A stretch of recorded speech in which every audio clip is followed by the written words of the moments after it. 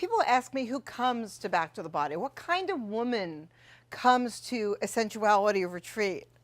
Well, the statistics are kind of interesting. It's kind of every woman.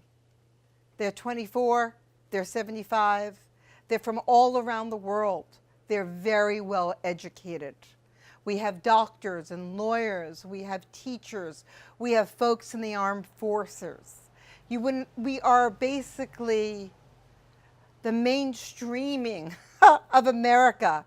You would think perhaps that women who would come to Back to the Body, women who attend a sexuality retreat, might be on some sort of a fringe.